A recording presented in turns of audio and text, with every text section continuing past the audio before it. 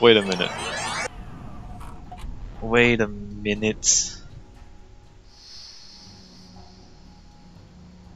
That didn't really work. Did we need to stand on the box on top of him? Okay, let's try this again. We go pick this up. Let me just pick this up, put that there. Pick this up, put that right there. Pick that up, stand here.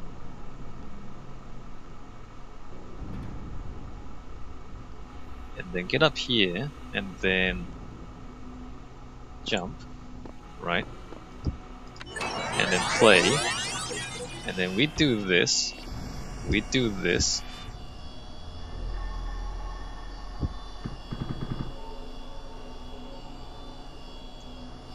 We stand on him, and then we... Oh crap. Doesn't work like that, does it?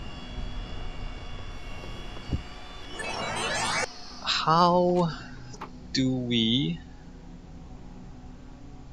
do this? I think we need to...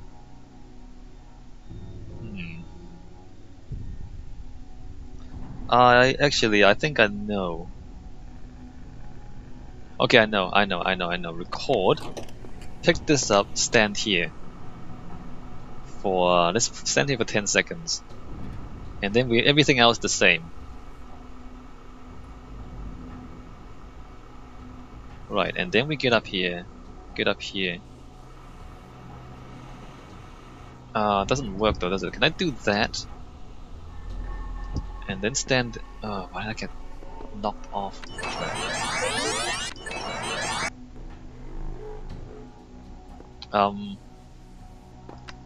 Record. Do that. Stand here.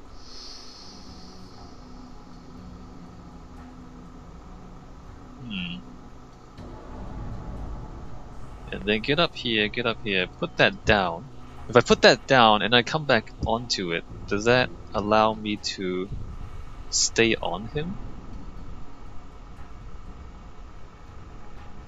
Let me just jump. Alright, and then we play. So if we wait for him to do that, and we put that there, and we jump onto there, do we end up staying on him as he puts the platform down and then picks it back up again? Well, we'll find out pretty soon. No, it doesn't. It doesn't let us do this. Crap.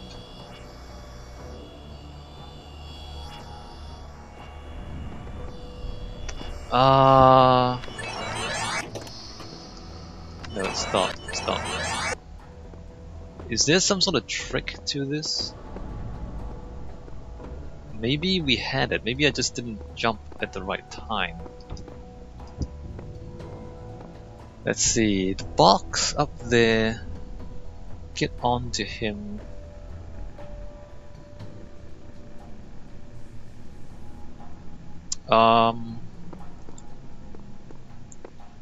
Like, if I do that, put that. Yeah, you can't put the thing on the plate like that. All right, well, you can't do that neither.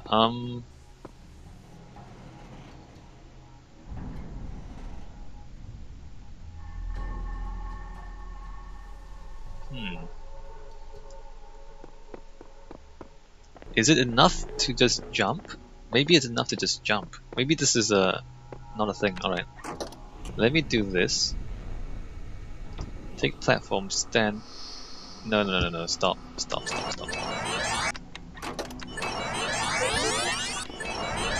This, we put this here. Record. Take that, stand here.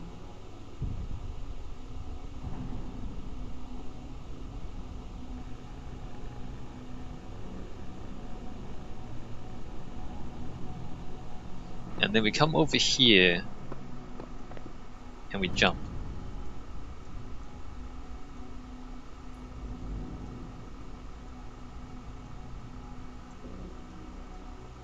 Alright. Alright, this is probably what they meant for you to do. And then we do this, come over here, take this, put that on him, stand on top of that. This is probably what they meant for you to do. Right, and then he goes onto that and jumps. Done. Got it. Look at him jump. Look at him jump. Alright, we got it. And what's back here? Why is there so many walls back here? Alright, well that's just nothing. That's just nothing. Alright, well, let's read this. Connecting auxiliary hardware, one external device is found. Sacred numbers. And so the blessed messenger revealed unto me the bones of New Jerusalem, slumbering in the dust. That was the body of Adam, waiting for the day, awaiting the day of resurrection. And lo and behold, within the dust was concealed a holy fire. And the fire something, the sacred numbers of which the one you seek is floor pass 435. And I perceived that with the holy fire and the sacred knowledge of numbers and sigils, the rekindling something. Alright, 435. Device manager. 435. 435. Code accepted. Alright, done. So, show current operating parameters. Is it still the freeware? It's still the freeware. Alright, well let's get out of there. Athena 16. 16, a sacred awakening in era.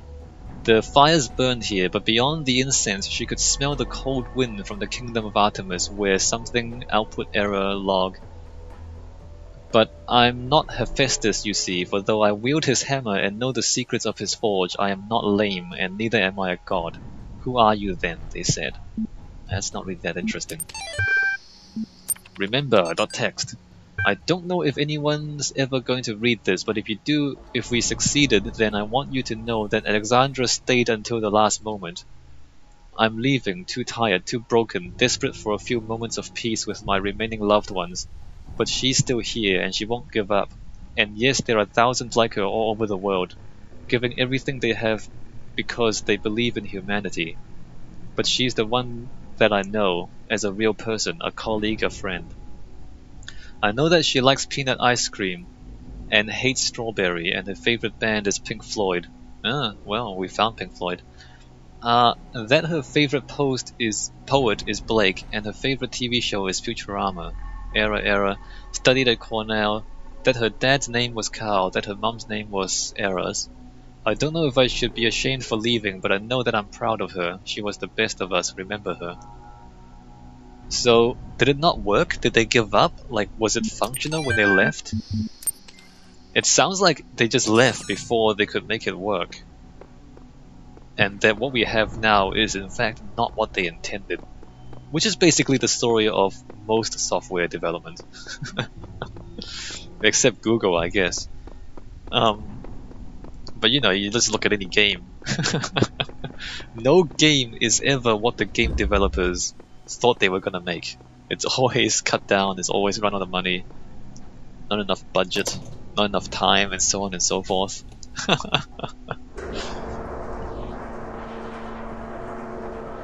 Well, we're still going up.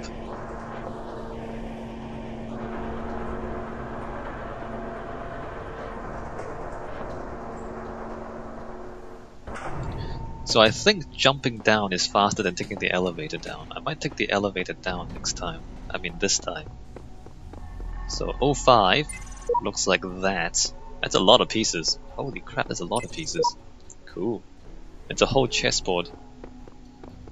That'll be interesting. We'll see how we go with number 5. But we will have to solve all the rest, I guess. Oh wait. It's faster than going up. Wow, it's really fast. I guess it makes sense, rather than have you sit here for like 5 minutes on the elevator. It just makes it the same duration, but it makes you go really fast if you go from the top to the bottom.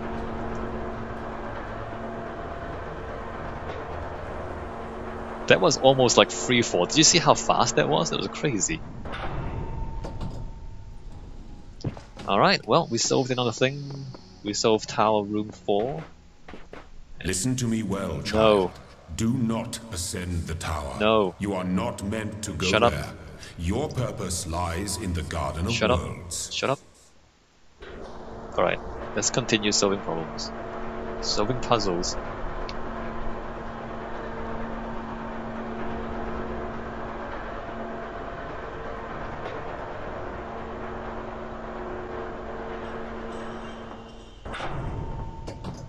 Okay, and now we're back here. Did we find all the stars in these rooms? Let me just double check. Yeah, 1.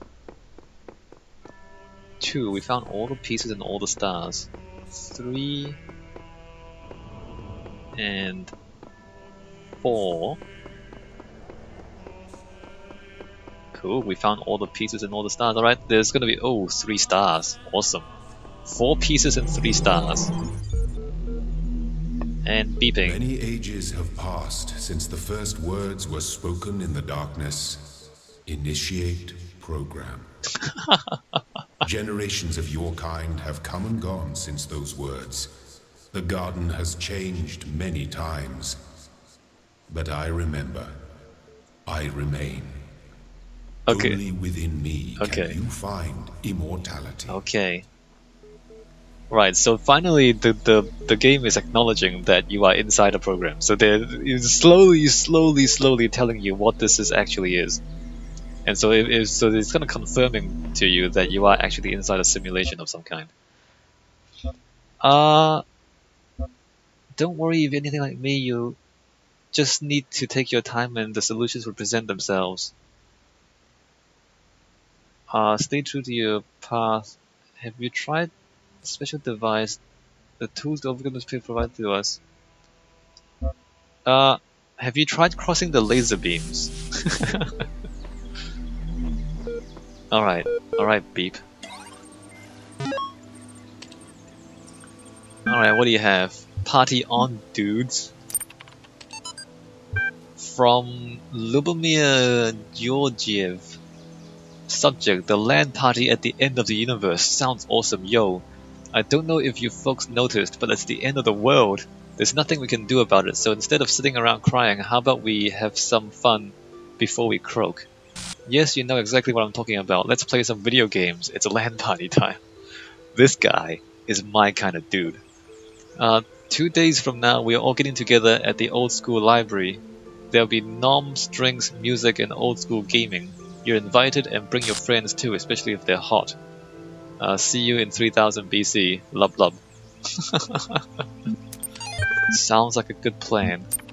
Progress Report 32 by Nadia. We've gotten to that irritating point where all the major stuff is in place and all we have to deal with are the million little things. The main modules are all functioning and interacting with each other correctly. The process is happening more or less as planned. This could actually work. But it's still crude as hell. Some of it's just surface stuff, like the random usernames. Some of it is more worrying, various bugs, the fact we haven't run more extensive tests. We've got a lot of polishing to do. With the team down to half the original size, I'm not sure we can actually finish everything that needs to be done. So what I'd really like to discuss tomorrow morning is a new set of priorities. Please put some thought into what you think must be finished at all costs. Nadia, Alexandra, please get some sleep. I know you're still working. This is your baby. We're going to need your input tomorrow. So they didn't make it. They didn't actually finish making it. Philosophy of teeth?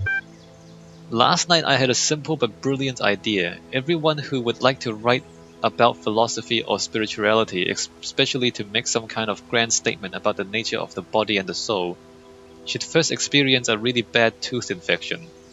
Huh. I don't just mean a slight toothache, I mean the kind of hardcore infection that happens when several incompetent dentists miss a cavity in one of your back teeth and the thing keeps growing and growing until the nerve itself is really badly infected.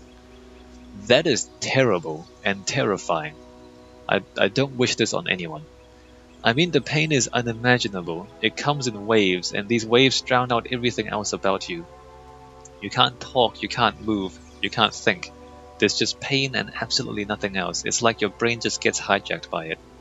And then you go to the dentist, and assuming you get a decent one, they stick some chemicals in you, which makes you go numb.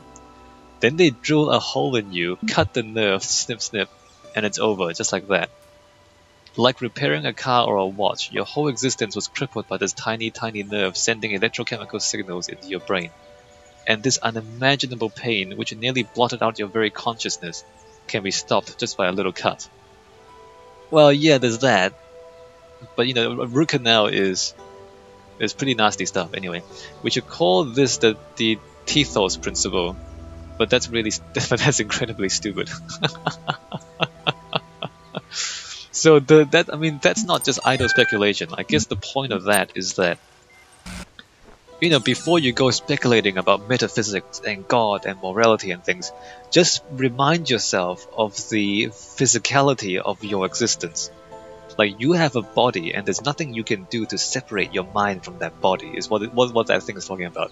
If you get a tooth infection, that just overwhelms all the logic and all the cognitive functions that you think you have, and you just can't do anything. So that's you, and that's your existence. So, you know, don't worry about the soul thing. Like, what's the soul if you have a toothache, right? Like, you just have nothing. What's your mind? What's your ego? What is any of this? And it's not just toothaches. I mean, once you kind of get to a point where your body is failing for some reason, whether by accident or by old age, then there's just, you get to a point where there's no escaping the fact that you are a physical thing, and when you break, right? And that's what I've been kind of saying all this time, is like, don't worry about the soul, right? Like, it's not a, worry about your body. Your body and your mind are not two separate things. Alright, let's carry on.